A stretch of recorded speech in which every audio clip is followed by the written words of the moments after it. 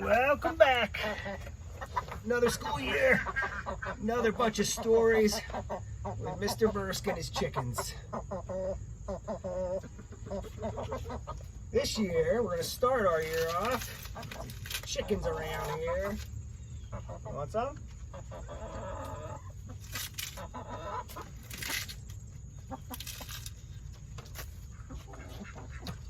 The Legend of the Indian Paintbrush, retold and illustrated by dePaolo.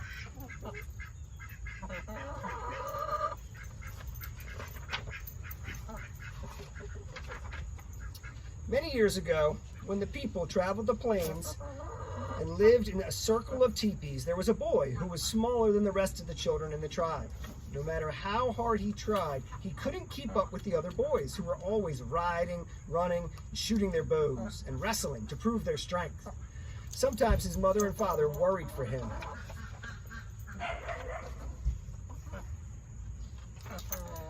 But the boy who was called Little Gopher was not without a gift of his own. You're being really loud. From an early age, he made toy warriors from scraps of leather and pieces of wood, and he loved to decorate smooth stones with the red juices from berries he found in the hills. The wise shaman of the tribe understood that Little Gopher had a gift that was special. Do not struggle, Little Gopher. Your path will not be the same as the others. They will grow up to be warriors. Your place among the people will be remembered for a different reason. I'll show you the picture.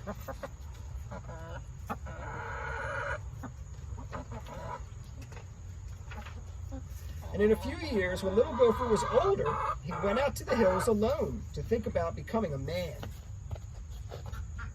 For this was the custom of the tribe, and it was there that a dream vision came to him. The sky filled with clouds, and out of them came a young Indian maiden and an old grandfather. She carried a rolled-up animal skin, and he carried a brush made of fine animal hairs and pots of paint.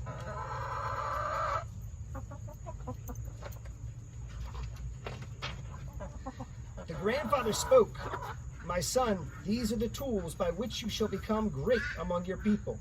You will paint pictures of the deeds of warriors and the visions of the shaman, and the people shall see them and remember them forever. The maiden unrolled pure white buckskin and placed it on the ground. Find a buckskin as white as this, she told him. Keep it, and one day you will paint a picture that is as pure as the colors of the evening sky.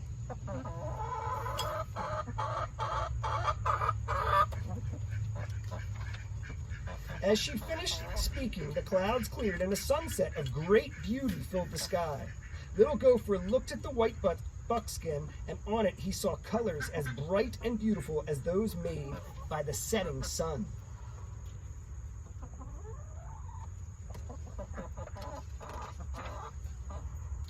Then the sun slowly sank behind the hills, and the sky grew dark, and the dream vision was over. Little Gopher returned to the circle of the people.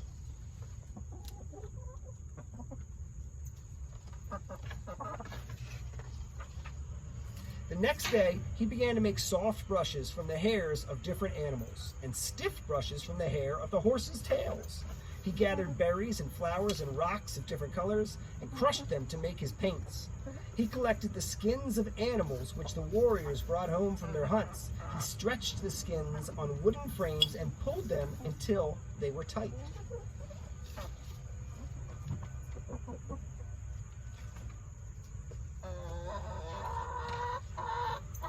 And he began to paint pictures. You are being very loud up there. Why don't you come down? Come here. What are you doing? Come on, boy. Good girl.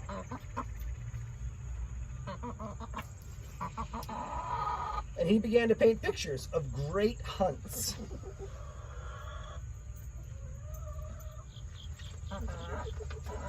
I know, you're being very loud. Of great deeds. of great dream visions so that people would always remember.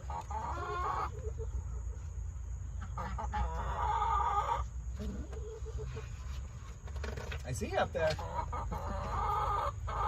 But even as he painted, little Gopher sometimes longed to put aside his brushes and ride out with the warriors.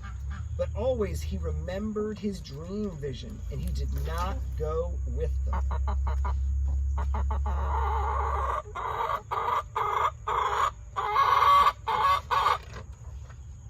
He began to go to the top of a hill each evening and look at the colors that filled the sky and try to understand how to make them. He longed to share the beauty of his dream vision with the people.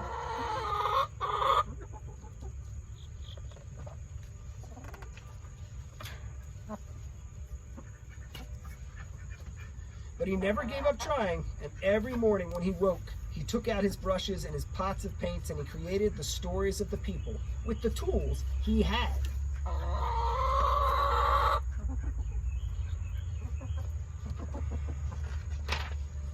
One night, as he lay awake, he heard a voice calling to him, "Because you have been faithful to the people and true to your gift, you shall find the colors you are seeking. Tomorrow, take the white buckskin and go to the place where you watch the sun in the evening.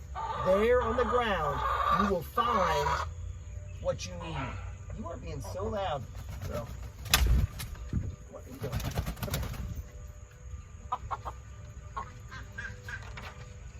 The next evening, as the sun began to go down, little Gopher put aside his brushes and went to the top of the hill. As the colors of the sunset spread across the sky, and there on the ground all around him were brushes filled with paint, each one a color of the sunset. Little Gopher began to paint quickly and surely, using one brush, then another.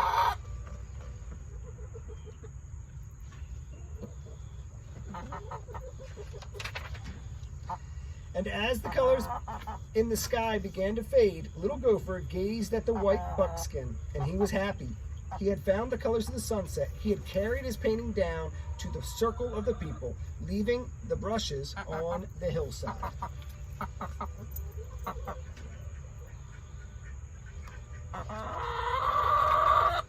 I know, it's being very loud. And the next day, when the people awoke, the hill was ablaze with color, for the brushes had taken root in the earth and multiplied into plants of brilliant reds, oranges, and yellows. And every spring from that time, the hills and meadows burst into bloom.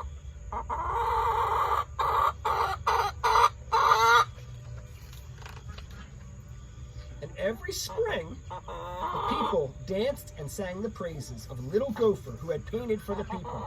And the people no longer called him little Gopher, but he who brought the sunset to the earth.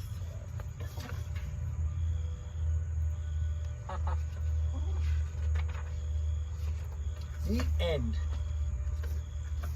So little Gopher, he used whatever he could find to make art, just like you're going to do. I'll see you next week.